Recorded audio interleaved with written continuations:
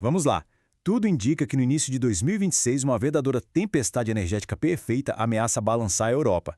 Nesta nossa análise, a gente vai mergulhar fundo nos fatores que estão criando esse cenário de crise que parece ser iminente. Pois é, a pergunta é bem direta e a urgência é real. Existe aí uma combinação de fatores geopolíticos que está criando uma tensão, olha, sem precedentes nos mercados de energia. Vamos entender exatamente por que isso está acontecendo. Guardem essa data, março de 2026. É o nosso marco temporal. E a gente usa essa metáfora, tempestade perfeita, porque não se trata de um problema isolado, sabe? São múltiplas crises que estão convergindo, tudo ao mesmo tempo. Ok, vamos então detalhar essa tal tempestade. A base dela é uma frente de tensão tripla que está atingindo o continente europeu vindo de direções bem diferentes. Aqui estão os três componentes principais. Primeiro, uma escalada no Oriente Médio, que já mexe com a oferta global de energia. Segundo, a ameaça cada vez mais clara da Rússia de simplesmente cortar o fornecimento de gás. E terceiro, e não menos importante, atritos diplomáticos entre os Estados Unidos e a Espanha, que se tornou uma peça-chave nessa nova arquitetura energética da Europa. E o que torna tudo isso ainda mais perigoso é o ponto de partida da Europa. Sabe, apesar de todo o esforço com energias renováveis, o continente ainda não conseguiu eliminar sua dependência de combustíveis fósseis importados. E isso, claro, deixa a Europa super exposta a esses problemas geopolíticos. Agora vamos focar no fator que talvez seja o mais iminente: o checkmate que Moscou está ameaçando dar no tabuleiro de energia da Europa. Essa declaração vinda diretamente da liderança russa mudou completamente o jogo. Não é mais uma possibilidade distante, sabe? Passou a ser uma ameaça explícita, usada como uma ferramenta de pressão política preto no branco. Mas por que essa ameaça justo agora? Olhem só para este cronograma. A União Europeia formalizou um veto total ao gás russo até o final de 2027.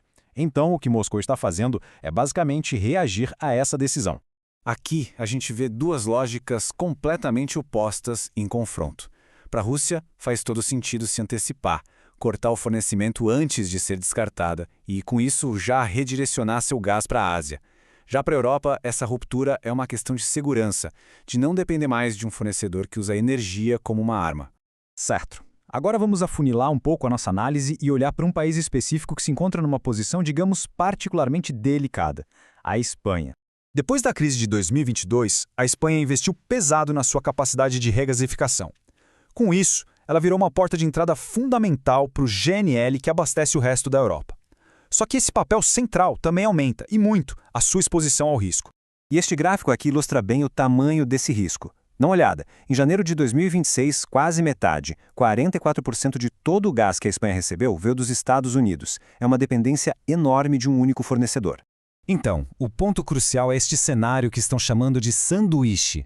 Vamos imaginar. A Rússia corta o gás, o que aumenta a demanda geral. Ao mesmo tempo, por causa de tensões diplomáticas, os Estados Unidos decidem restringir o fornecimento de gás especificamente para a Espanha. O país ficaria ali preso no meio, pressionado por duas superpotências. Vamos agora abrir o foco de novo e entender como essa crise geopolítica se traduz em consequências bem reais, tanto para a economia quanto para o nosso dia a dia. A reação do mercado é instantânea. Só as ameaças já foram suficientes para provocar aumentos de 2 dígitos nos preços do gás. Um corte de verdade teria um impacto, muito maior. Este gráfico mostra um efeito dominó bem claro. O custo do gás sobe, o que eleva a conta de eletricidade e, por consequência, atinge em cheio a competitividade de setores industriais que são cruciais, como a metalurgia, a indústria química. E tudo isso força uma reflexão mais profunda. A Europa vive falando em autonomia estratégica, mas, na prática, o que aconteceu foi que ela trocou a dependência do gás russo, que vinha por gasoduto, pela dependência do GNL importado de outros países. É um paradoxo que essa crise escancara. Bom, então, o que a gente pode esperar daqui para frente? Vamos analisar os possíveis cenários de risco para os próximos meses.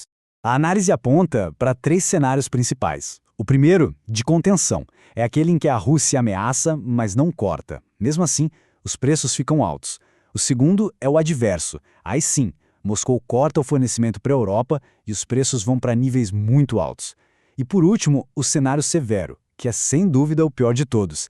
É a combinação do corte russo com uma restrição americana à Espanha. Nesse caso, os preços se tornam críticos.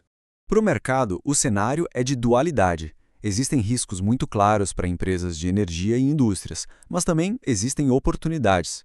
Essa crise pode acabar acelerando o investimento em energias renováveis, em baterias e em novas infraestruturas de GNL, tudo como uma forma de garantir uma solução estrutural para o problema. E a gente termina com essa pergunta no ar. Será que essa busca da Europa por autonomia energética está fadada a ser um paradoxo? Sempre trocando uma dependência por outra, num mundo onde a energia é, mais do que nunca, uma arma geopolítica?